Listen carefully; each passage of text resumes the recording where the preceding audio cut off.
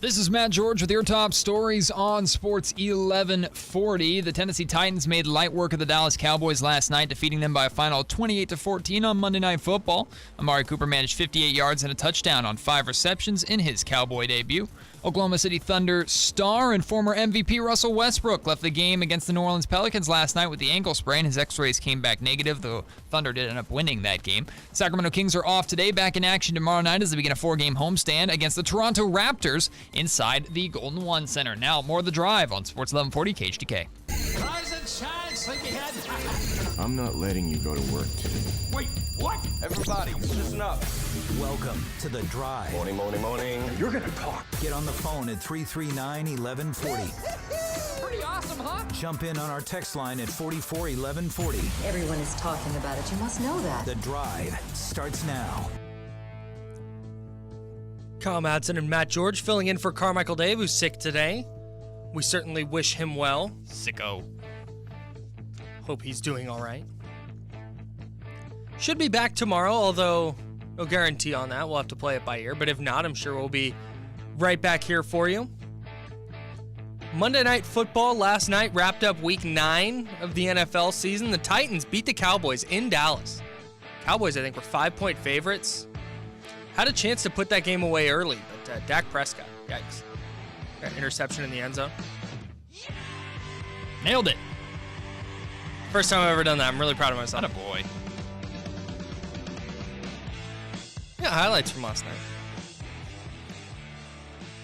This is, where are we at? Yep. 2nd and goal back at the 4. Prescott's in an empty gun again. Got a receiver each way wide. Back to throw. Looks for a fade. Left side. Ball is caught. Diving to the pylon. Touchdown. Amari Cooper. Welcome to Texas, young man. Amari Cooper in his Cowboys debut. 5 catches, 58 yards, a touchdown, and an L. The Titans win that one 28-14. And Jerry Jones has come out and said he won't make an in-season decision on Jason Garrett. So it looks like the Cowboys are stuck with the head coach that has gotten them 1 playoff win in the last 7 years. Mm-hmm. If you take Jerry at his word. Hey, and if you're a Cowboys fan, I know we have some who listen to this show. If you're a Cowboys fan, how do you put up with this? How do you deal with Jason Garrett just continually coming back and being the head coach? And Jerry Jones having 0 success in the last 2.5 decades? 20, 25 years? I mean, the Cowboys just haven't been good. Yeah. And once again, we see it last night coming off a bye week. They get smoked at home by a Tennessee team that's been struggling. Marcus Mariota, who hasn't been able to figure it out this year. 21 of 29 for 240 and a couple of touchdowns. Dion Lewis, 19 carries for 62 yards. Mariota scored a rushing touchdown. Derrick Henry scored a rushing touchdown. The Titans looked like the vastly better team last night. And that's not good because the Titans have not shown that at all this year. Well, let me ask you this. You personally, who do you think is the best coach in the NFL right now? It's Bill Belichick. So put Bill Belichick with this Dallas Cowboys roster instead of Jason Garrett. Now, this is projecting, and this is all your personal thoughts. But does this roster have enough talent for Belichick's magic to bring them to win the division and bring them on a deep playoff run, do you think? Yeah, I think so. Because that division is not very good. And when you look at the common denominator in Dallas, it's been Jason Garrett. Mm-hmm. And if you let Bill Belichick get his hands on that roster and maybe make a couple of tweaks. Right. But I have a hard time imagining that he wouldn't find better ways to utilize the talent they have. So, and there answers the question. I mean, it is time to move on. And I think, I don't know how much I believe Jerry at his word that they won't be moving on from him.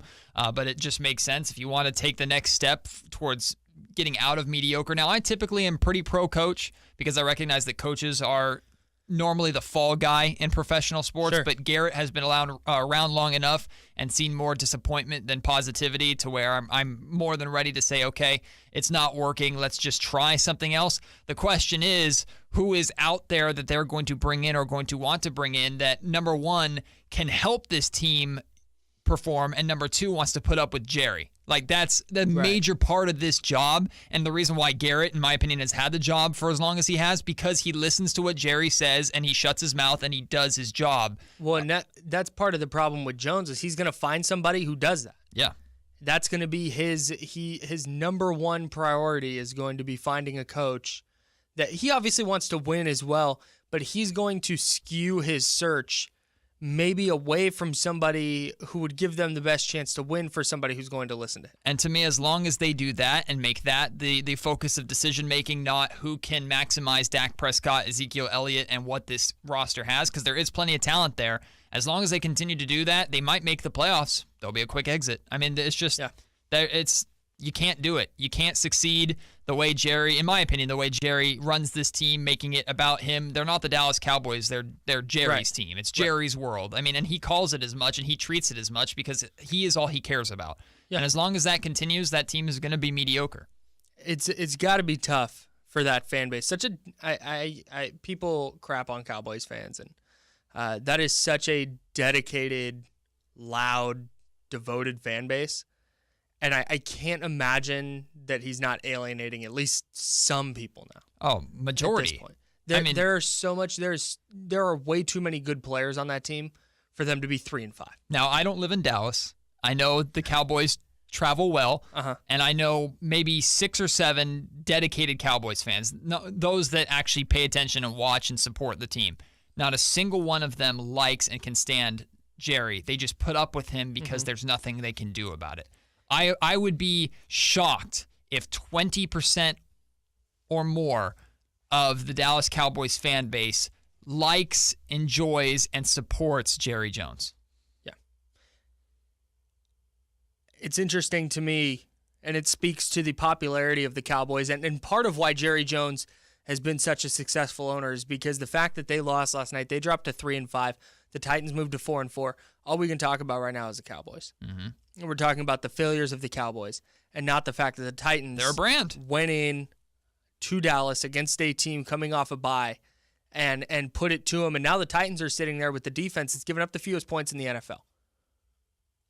And maybe not the way people thought they were going to do it. I know people typically don't care about the Titans, but the Titans have Marcus Mariota, this very talented quarterback, and they made wholesale changes to their coaching staff in an effort to help Marcus Mariota improve. He hasn't necessarily done that. He was very good last night, but over the course of this year, he's been just okay, too bad. Still, despite the fact, sorry to cut you off, despite the fact that the Titans have, I guess you could say their roster is less talented to the Cowboys, I think they're further along towards becoming a successful franchise and a successful team than the Cowboys are, simply because they care about what's on the field and winning more than image and brand and their owner. Yeah, they've taken a lot of steps that the Cowboys have refused to take, and they went to the playoffs last year and won a playoff game with Mike Mularkey, and then fired Mike Mularkey and hired Mike Vrabel, and brought in Malcolm Butler and Dion Lewis in an attempt to improve some of the areas that they were lacking last year. Malcolm Butler's been terrible. I think he's given up 6 touchdowns. But what I want to get into real quick here, we've got a few minutes left in this segment. I want to get into, because the Titans sit right on the border to me of a team that, again, I followed them much closer than probably 100% of the people listening. Mm-hmm. Not discrediting people listening, just nobody here cares about the Titans. Right. They're right on that border of like team that could make a run, team that could legitimately in a bad division. They're very talented, and if they turn a corner, they have the talent to go contend and make the playoffs. So I'm going to run down the list of teams, and we're going to decide. Dave and I did this earlier this year. I like to check in every once in a while and see where we're at. Teams that we could legitimately see a path to the Super Bowl for them. So top 4 teams, it's Chiefs, Rams, Saints, Patriots. I think that's your 4 title game teams. Yeah. I think I foresee this going chalk, but injuries happen, teams get hot, and in the NFL playoffs, it's one game. Mm-hmm. Which I love, by the way. Yeah, I do too. You have one day where your quarterback throws a couple of bad interceptions, all of a sudden you're looking at a loss. Yep. The Chargers. As long as they have Phillip Rivers, they have a chance. That's exactly where I'm at. Same thing with the Panthers and Cam Newton. Are the Steelers, who suddenly find themselves at 5-2-1. Looks like they're going to run away with that division. Do you want your team playing the Steelers in the playoffs? Because I don't. No. There's so much talent on that team, and there's so much of a veteran presence that knows how to win and has gotten there before. Yeah, no. Why would I? A team that I think is going to be a topic of debate for the rest of this year on this show, because Dave believes in them much more than I do, is the Houston Texans. They've now won 6 in a row. We were looking at their schedule yesterday. There is a real chance that they go into the playoffs having won like 11 of 12 or 12 of 13 or whatever it is. And I don't see them winning a Super Bowl. Talented team, but they haven't. Their offensive line play is not good enough. I just can't see it. To me, they're on the same level as the Jaguars were last year, and props to the Jaguars for getting as far as they did, but it was the same mindset was prove it to me. Show me that you can do it. And maybe it takes 1 week of playoffs. They look great in the first playoff game, and then they're, okay, now I believe in them. They actually can make some noise. Until then, you got to prove it to me. They're the young, fun team to follow this year. What about the Vikings and Eagles? Because I see a path for both of them. I just don't think they've been playing to the level of their roster so far. I think you have a defense that's been shaken up by injuries and some other issues in Minnesota, and a little bit of an overrated secondary.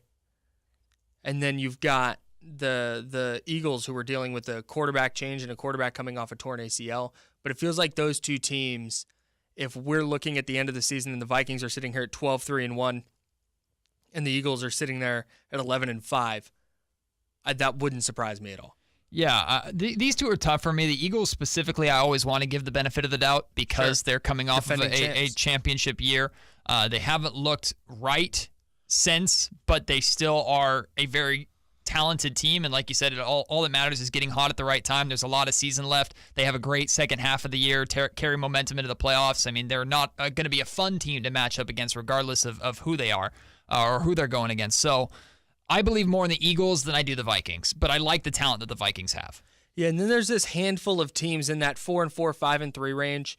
The Bears, Washington, Cincinnati, Miami, Atlanta, Tennessee, and Seattle.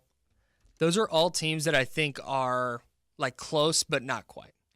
Love the Bears because Khalil Mack is there. Sure. Mitch Trubisky has still a lot to prove. Yeah. So as long as he's under center, I don't think he's ready yet. He might be able to, but I love what the Bears are doing, especially on defense. So they might make enough noise to compete for a wild card spot, but yeah, and then it all comes down to quarterback play. You mentioned Trubisky, and then in Washington you've got Alex Smith. I don't trust Alex Smith. Andy Dalton in Cincinnati, don't trust him. Ryan Tannehill or Brock Osweiler, not trusting either of those guys. Marcus Mariota, if he gets into a playoff setting, okay, maybe. Same thing with Matt Ryan, but that defense is so beat up in Atlanta. The moral of this story is there are a lot of teams in the NFL that are very close. I like it. But it's really tough, for me at least, to get away from those top 4 teams. Yeah, I think the top 4 seem pretty set in stone, but I'm going to enjoy the race for the other spots. Yeah, I think there's a lot of talent in the NFL right now, and it's going to be fun, and we'll continue tracking this throughout the rest of the year because I think there's going to be some really fun division races as the NFL season winds down. Speaking of the NFL season, we're going to get into Week 9 a little bit further. Before we get into Kings, we got Kings coming up for you at 7:30 as we have Mr. Blind Optimism himself, Matt George, here, so we can't not talk about your Sacramento Kings. But 4 Down Territory is coming up next. We're going to look back at Week 9 of the NFL. We've got our MVP of the week. Who was your Defensive Player of the Year of the week? Who was your Rookie of the week? And what is your feel-good story of the week? We got that coming for you right here on Sports 1140 KSGK.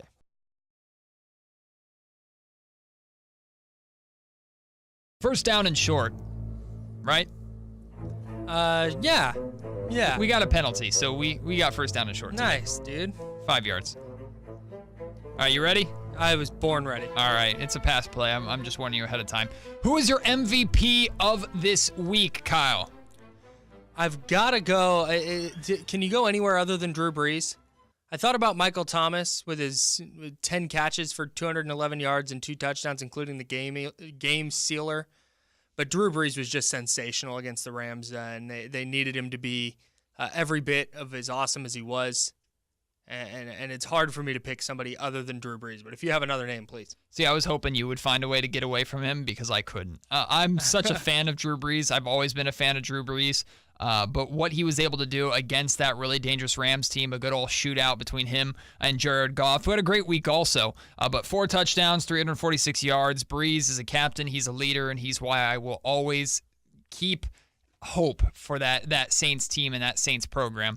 But yeah, Drew Brees, consensus pick. Yeah, there's been this weird underrating of Drew Brees over the last couple of years, and he's one of the top 3-4 quarterbacks of all time. I mean, the he's fact incredible. That he can be consistently that good, like consistently, and it doesn't look like he ages because there is no drop off. I mean, we talk about Tom Brady a lot, how he has not dropped off and he gets older and older and older. Drew Brees is right on par with him. He just doesn't have the Super Bowl rings. Drew Brees this season, the Saints are 7-1. He's completing 76.3% of his passes and throwing for 292 yards a game. That's pretty good, I think. I think there was a little bit of a drop off from their passing attack last year as they shifted more towards Alvin Kamara and Mark Ingram. But Drew Brees still right there. He's leading the league in completion rate, passer rating, and QBR, whatever that stat is. But 18 touchdowns, 1 interception. He's just been incredible, and he was incredible again Sunday. Drew Brees was like old Tim Duncan with the Spurs. I'm not going to believe that there's a drop off with that team and with Tim until it happens. Right. But until then, I refuse to to believe that Drew Brees will ever drop off. He'll retire before that happens. Yep. Second down. Second down. Who this week was your defensive player of the year of the week? Year of the week. It's got to be Danielle Hunter for the Vikings. He had 3.5 sacks. He scored a touchdown in their dominant win over the Lions, a dominant win that they needed against an NFC North team. So Danielle Hunter gets the nod for me. There were a couple guys who had a couple sacks, and I think it was Avery Williamson racked up a ton of tackles for the Jets, but Danielle Hunter was incredible, and he took over the league leading sacks. Yeah, I think I'm starting to understand why people confuse us on the air all the time because we basically make the same picks, and we also sound the same, apparently. But yeah, Hunter, absolutely 3.5 sacks. He's leading the league in sacks. A great game against the Lions. Easy choice. All right, third down. Third down. We are messing this up badly. We had a first and short, and we're at third down. Oh, that's true. Maybe it was first and long. We should have gone for that to try and make ourselves look better. A lot of penalties, let's put it that way. Yeah. Who is your rookie of the week? This one's tough because typically there's a rookie that really stands out, but I couldn't really find one here. Nick Chubb ran for 85 yards and a touchdown, but that was on 22 carries, not particularly impressive. Baker Mayfield completed 29 of his 42 throws for 297 and a couple of touchdowns with a pick. If I have to pick somebody, I'm picking Baker Mayfield. I hope you have a better choice. I have Roquan Smith. So Smith had himself a great game, 13 tackles and a forced fumble versus the Buffalo Bills. I mean, it's the Bills, so it's not incredibly impressive, but the numbers, he was involved really all over the place. Right. I think he had a fantastic game and deserves the recognition. Okay, that's fair. We typically don't go defense with that, so that's good. We finally got a defender Changing in there. The game. And somebody like Roquan Smith, who was such a popular pick out of Georgia. I think he went number 7 overall to the Bears, 5 or 7 or wherever he went. A really tremendous player. So to see him break out like that, even if it was against a bad team, was good to see because I think he's going to be a good player in the league for a long time. Let's go to fourth down. Fourth down. We're not punting. We're going for it. Yeah, nice, dude. Damn right we're going for it. There's like the Sean McVay of we're only 3 minutes into the first radio. quarter, but who cares? Fourth down, what is your feel-good story of Week 9? I'm going to go with the homer pick because I think it's impossible to go elsewhere. It's got to be Nick Mullins, right? Undrafted free agent making his first start, Thursday Night Football, Battle of the Bay at home. And he comes out and he was just outstanding. 16 of 22 for 262 yards, 3 touchdowns, a 151.9 passer rating, highest of the week.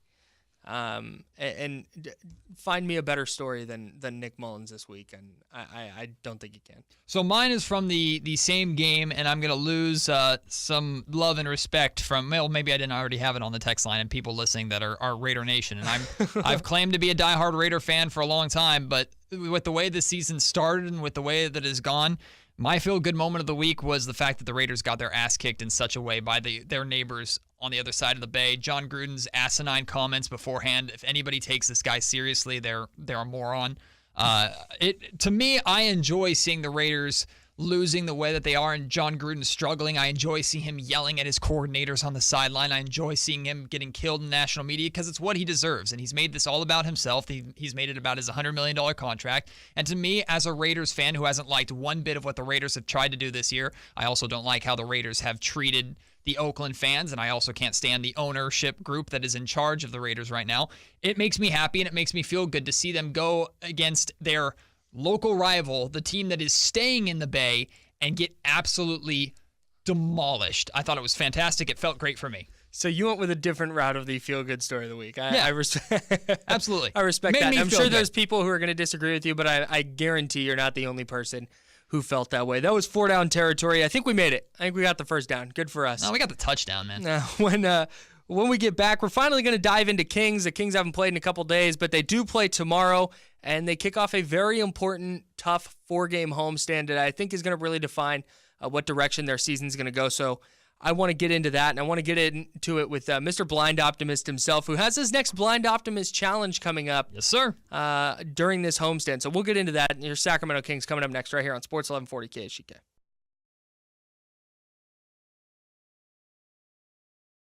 Hey there, Matt George, Sports 1140 KHTK with your top stories. Let's start with the Tennessee Titans making light work of the Dallas Cowboys last night, defeating them by a final of 28-14 on Monday Night Football. Amari Cooper managed 58 yards and a touchdown on his 5 receptions in his Cowboy debut. Oklahoma City Thunder star and former MVP Russell Westbrook left the game after the New Orleans Pelicans, or in a win over the New Orleans Pelicans last night. He had an ankle sprain. He did undergo x-rays. They came back negative, so good news. Hopefully he'll come back soon. The Sacramento Kings are off today. Back in action tomorrow night as they begin a 4-game homestand against the Toronto Dinosaurs inside the Golden One Center. Now more of The Drive with Kyle Madson on KHTK. It's The Drive on Sports 1140 KHTK. Kyle Madson filling in for Carmichael Dave, along with Matt George filling in for Kyle Madson. Yeah, that's right. Who fills in for Eunice? Eunice. Oh. Nobody fills in for Eunice because Eunice is the only one that can do what she does. Hey. And that's not even like a joke. That's just like literally a fact. Challenge accepted. Give me the controls, Eunice. I'm taking over. Wanted to remind everybody as we get out of 4-down territory, that 4-down territory was brought to you by Fire Wings. Hey. 21 delicious flavors to choose from. My favorite is breaded Jamaican jerk. Lemon pepper. Lemon pepper, also delicious. I've tried all 21 flavors of Fire Wings, and I'm not joking. Like it's not, and I hate doing this. I say this to my friends who live in an area where there is not a Fire Wings yet, and I tell them like I've had all 21 flavors, and there's literally not a bad flavor on the menu. Like not one that I'm like I will never order that again. I would eat. It's good. It's great. So I made the discovery of a lifetime. I have always gone to the Fire Wings location off of Madison that used to be by our old studios. Yeah. And I didn't know that there was one closer to my house, and I discovered that there was one like 6 minutes away from my house. I've never been more excited in my life. Yeah, I'm moving at the end of this month, and when I was driving around where my new place is going to be, first thing I noticed, there's a Fire Wings like right across the street. Super excited about it. It's a good neighborhood. It's why I picked it. Some people we're go for schools, celebrating. we go for Fire Wings. We scored a touchdown in 4-down territory. Yay. So we're celebrating with Fire Wings. Firewings.com to find the location nearest you. Fire Wings, hey, Wing it. just wing it. I want to get into the Kings a little bit because while they didn't play yesterday, they don't play today. They do play tomorrow. They open up against possibly Kawhi Leonard and the Raptors, but the Raptors showed against the Lakers that they don't necessarily need Kawhi Leonard. Well, to the be Kings aren't the dominant Lakers, team. Kyle. That's a great point. We don't really need good LeBron. point. So you have your I want to dive into this first. Yeah. You have your next Blind Optimist Challenge coming up. You're 0-1 this year because of Luka Doncic outscoring Marvin Bagley in the first night of the year because for some reason Marvin Bagley played 12 minutes. And Doncic only had 4 more points. Inefficient. Bad night. Screw you, Luka. Your next one's coming up here against the Lakers. Yeah, not looking forward to this one. You contend in your Blind Optimism Challenge. You're sounding less than optimistic about it right now. It's going to happen.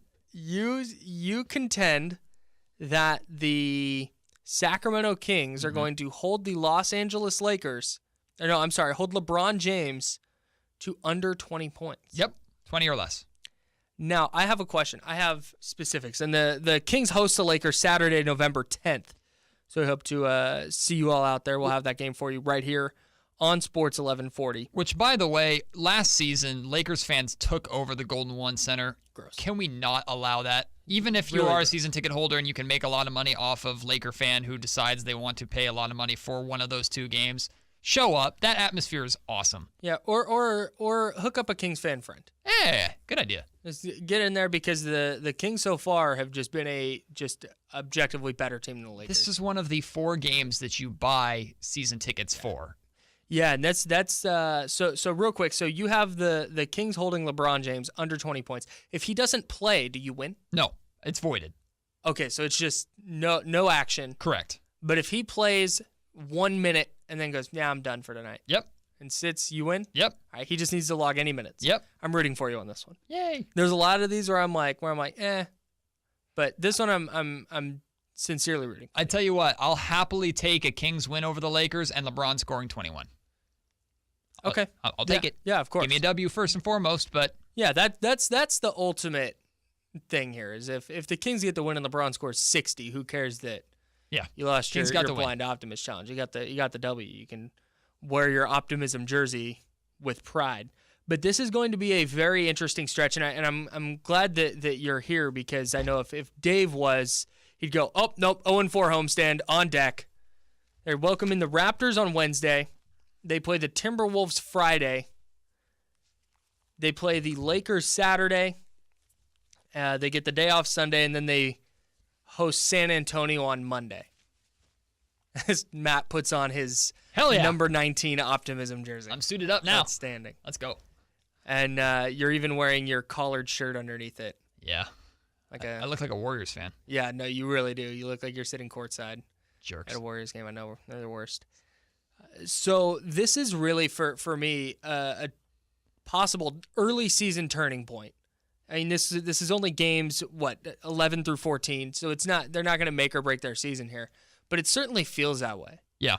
And it goes beyond just these 4 games. I mean, this next 10-game stretch, Kyle, is brutal. Yeah. And it heads them into the month of December, and the month of December is significantly, I don't know if lighter is the right word. There's a very good chance that this team could get wiped during this 10-game stretch, and suddenly things just aren't working out, and panic sets in, and they start losing games a lot in December against teams they should be beating, and they lose this momentum. But if they can find a way to withstand and go through this 10-game homestand and either go 4-6, 5-5 or better, basically stay at 500 or above heading into December, I think that's a home run for this team. Just a correction. It's a 4-game homestand, 10-game stretch. Correct. So it's Toronto, Minnesota, LA, San Antonio. And then I want to get into the rest of this 10-game stretch here. It's at Memphis. Very tough game. At Houston. Maybe a tough game, depending on whether or not they figured it out. Then they're home against Oklahoma City for 1 game. Then they're at Utah, at Golden State, home versus Utah, home versus LA, the Clippers. Yep. Like you said, that is a brutal stretch of games. But we thought that same thing about their first 10. When you looked at their home slate against Utah, then they're at New Orleans, at Oklahoma City, at Denver. Just a really tough road trip to start the year. And they start 1-3, but then they rip off their next 5. See, I think people associated difficulty of schedule, and the NBA included, with the amount of road games that they had. But I expected them going into this year, and I said as much, that they were going to get off to a decent start, because if this team was going to improve, it was going to be against the weaker Eastern Conference opponents. Right. And we saw them do that with wins over Atlanta, Orlando, Washington, Miami. I mean, that stretch was solid. The win over the Memphis Grizzlies was great at home as well. Mm-hmm. But those 4 games, I expected the Kings at the very least to be super competitive in. The Milwaukee game, I kind of expected what we got. Yeah. I don't know how I feel about the Toronto game. I believe it's going to be a close, winnable game because the Kings are at home. If it was in Toronto, it might be a different story. But I don't know if I expected 6-4 from this team, but I expected them to get off to a better start than people thought through those first 10. Now, The second 10 is where we're going to learn a lot about this squad.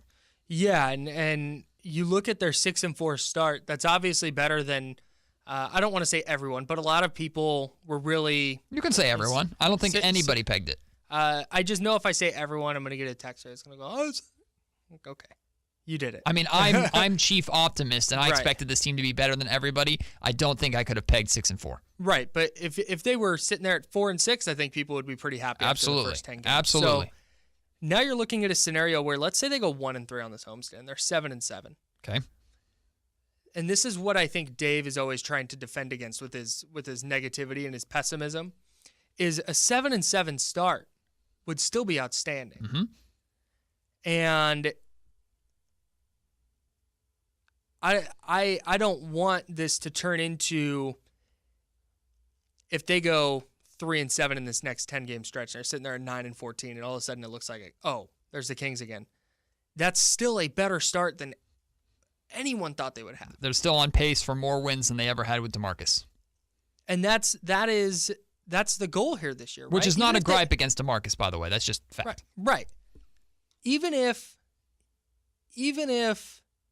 this team wins 25 games, if they continue being as competitive as they've been, if they continue running, you continue to see De'Aaron Fox take over games the way he has and the way I think people wanted him to when he was taken number 5, and you continue to see Marvin Bagley, who I think needs to start eventually.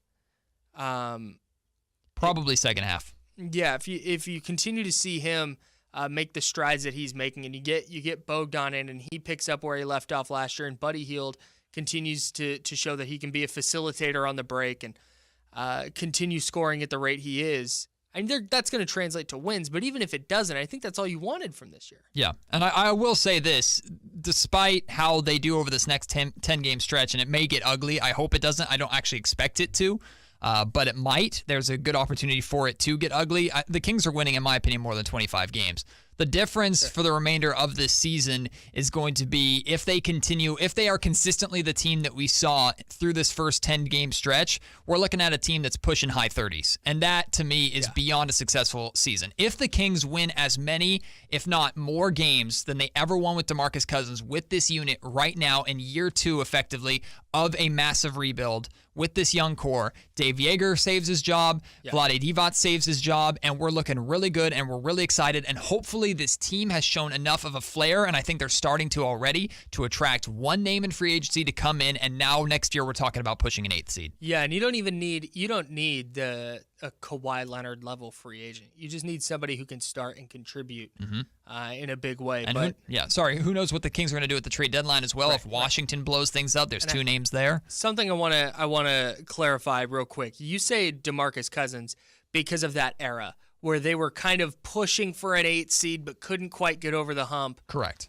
That's the era. You're not singling out DeMarcus Cousins. So what I mean by that, I really want that to be. Yeah, so that's my measuring stick. Now, I wasn't the biggest fan of DeMarcus being here because I don't think it was ever going to work. Sure. I'm excited for DeMarcus being in Golden State, and I think it's going to be good that he wins there, hopefully gets a ring, and he's going to get paid elsewhere, and I think that's going to be great for him. Mm-hmm. It wasn't working here in Sacramento. I'm glad they made the move they did to get over it. The fact is they had a bona fide superstar talent in DeMarcus Cousins versus having a plethora of young talent now that you're hoping to turn into that. Right. If this young talent now, in year 2, can get to the same level as your peak with a bona fide superstar, you're trending up. You're trending in the right direction. And that is the only measuring stick that I can put up to this team. 40 wins, an 8th seed right now is not realistic.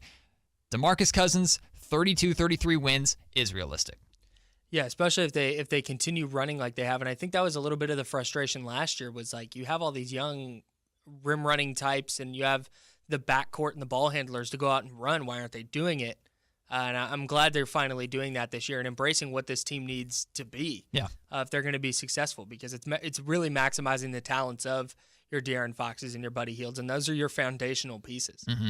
You can't construct a team that isn't going to center around those two guys. If De'Aaron Fox continues at this pace, if Buddy Hield continues to look like he did at Oklahoma, an 18 to 20 points per game scorer, and Willie Cauley-Stein can consistently be, he doesn't have to be a superstar, he doesn't have to be the second or even third best player on this team, but if he can continue to be an offensive presence and a rebounder, still needs to improve rebounding and protecting the rim, but if he can continue on the pace that he has set so far this season, I think the Kings will have a better record than they did with DeMarcus Cousins. I'm very excited to see Bogdanović come back, what that will bring. I expect him to be on a minutes restriction, so most likely he will come off the bench. And one of my biggest issues, other than defense with this team, is scoring with the second unit. I don't think right now the Kings can get away with having both De'Aaron Fox and Buddy Hield off the floor at the same time. Having Bogey come back hopefully can help address that issue. And then I'm interested to see down the stretch if Jaeger finds a successful way to put a combination of Fox,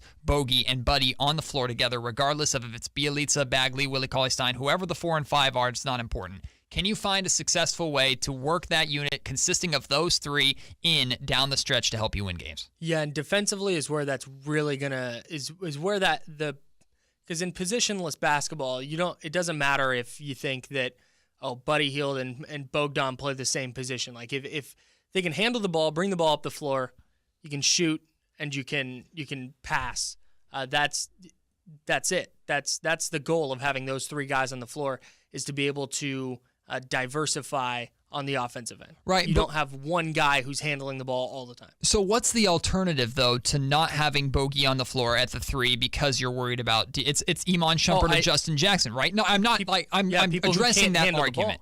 So yeah, exactly. And you're talking about the Kings are already not a good defensive team with Iman Shumpert or Justin Jackson playing. So my question is, now I could be proven wrong, but how much worse can this team get versus bringing in someone? Shumpert has played better offensively than I expected. Mm-hmm. Justin Jackson is coming off of a career-high game, which is great, but it was also in a blowout. Right. So I need to see a lot more from Justin Jackson offensively versus Bogey, who I know is going to come in, be able to space the floor, shoot. And I'm looking for Bogey this season to be even more aggressive offensively, trying to shoot and get points than he was last year, trying to be a main facilitator. Fox has taken over that role already. He's averaging 8+ or almost 8 assists a game now. So I'm looking for Bogey to help with that scoring load, whether it's with the second unit or with that starting lineup immediately. To me, that outweighs an already bad defensive team with a quote-unquote good defender on the floor. You think Bogey comes back on Wednesday? I know that was the date they were kind of targeting. Yes. I think he does.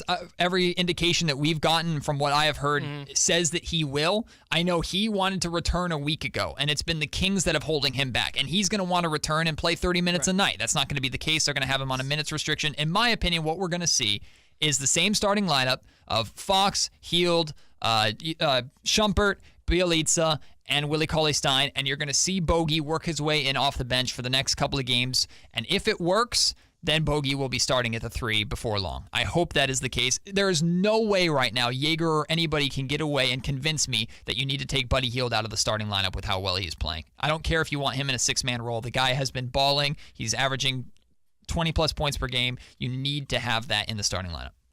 339-1140, 1-800-920-1140 is the Fire Wings hotline. 21 delicious flavors to choose from. Firewings.com to find the location nearest to you. Fire Wings, just wing it.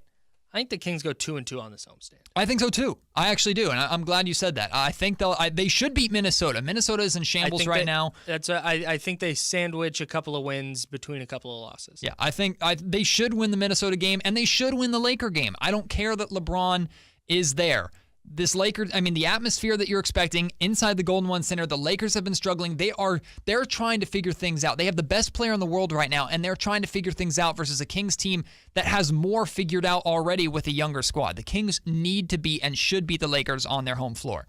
I'm really interested to see the Kings front court go against the Lakers front court because Serge Ibaka is coming off of 15 of 17 34-point performance. You mean Raptors? I'm sorry.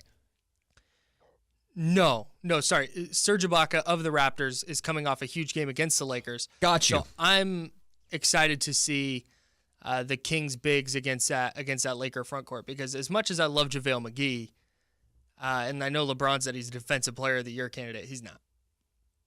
You can't be playing JaVale McGee 25 minutes a game and expect him to continue to be effective. And I think the Kings bigs can really eat in that game. And I think we're going to see a huge game from Marvin Bagley. And I think that might be the I don't want to say coming out party, because he's been good, but I think that's going to be the first, like, oh, wow, Marvin Bagley had a huge game. And I think he's going to help, or that will help lift them to a win against that Lakers team. So, yeah, like I said, I think 2-2 on this homestand is probably the move. Yeah, I think you're right in regards to Marvin Bagley, but also Willie Cauley-Stein. Willie Cauley-Stein was fearless in the home opener against Rudy Gobert, the best defensive big in the league. He should have no issue going right after JaVale McGee. He also got off to a slow start, but ended up leading the team in scoring against Hassan Whiteside in the Miami Heat. So Willie Cauley-Stein should have no issue dealing with JaVale McGee, at least to start.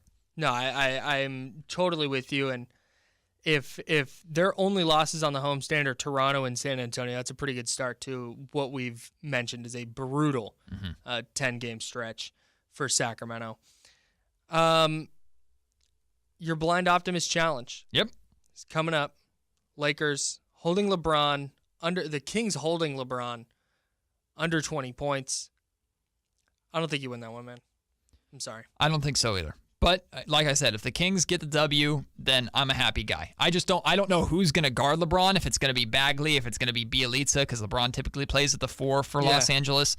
I'm also anxious to see how Brandon Ingram does, because I'm a big fan of him and who's going to guard him coming off the bench. But if LeBron goes for 40 and he doesn't get any help from the rest of his team, the Kings are winning that game. Yeah. So as long as the other guys don't beat you. Does it diminish the value of a win over the Raptors at all? I don't think it does if Kawhi doesn't play. Because the Raptors have shown that they can be dominant without Kawhi Leonard. Without the Kawhinosaur. I'm putting that out in the universe right now. I think there would be a tendency from people like the normal hosts of this show to go, well, they didn't have Kawhi, so let's pump the brakes. If the Kings beat Toronto, regardless of who's playing, that's when I think you can really start to kind of get overly excited. The Kings have had success against Toronto a lot over the past couple of years. Now, that was with the core of DeRozan and Kyle Lowry. Lowry's always interesting because he's, in the past, he lights the Kings up. So I'll be anxious to see how De'Aaron Fox plays against him defensively, because we know the Kings are weak perimeter-wise and give up a lot of three-pointers. So Lowry can go off on any given night. Regardless if Kawhi plays or not, Kings are coming out off of a blowout loss on the road, ending a five-game win streak against the Milwaukee Bucks. This season, I have high expectations for the Kings in their own building. I expect them to be competitive every single night when they're playing inside the Golden One Center. I don't think that's too tough of a task to ask, regardless of the level of competition that they are playing. I'm expecting a good atmosphere out there, with hopefully fans showing up and supporting a team that is off to a 6-4 start. And honestly, I see this game being competitive and coming down to the end, regardless of if Kawhi plays or not. Now, I will always be okay with the Kings being competitive for 46 or 45 minutes and the good team or the best team, the better team in the final 3 minutes, taking over the game and putting the game away. And if that is not the Kings, I'm okay with it. But I expect this game to be competitive. The Kings will not and should not be blown out or even lose by double digits compared to how they lost in Milwaukee. Let's run down our top 5 power rankings. We got about a minute left. Are there any other of the top 5 teams, when you just look at just straight up record? Your top 5 teams in the NBA right now are the Warriors, Raptors, Nuggets, Bucks, and Blazers. Are you putting anyone else in your top 5 over them? Blazers are interesting. They're off to a great start, but the Blazers are starting to get what I associate my feelings with the Blazers the same feelings that I had for the Clippers for many years. It's like a team that makes so much sense with the talent that they have, but they can't do it. They can't get over the hump. They just can't get there. The Blazers are like that for me. They're performing how I expect them to with how great of a backcourt that they have with McCollum and Damian Lillard. Like, I love that backcourt, and they're extremely talented. But there are other teams that I trust above them. Let's put it that way. Is it the Spurs, Pacers? The Celtics are going to figure it out, right? They've lost two in a row. They're sitting at 6-4. It's probably Jamal Murray went off last night. It's probably Boston or San Antonio that I would put. San Antonio's intriguing.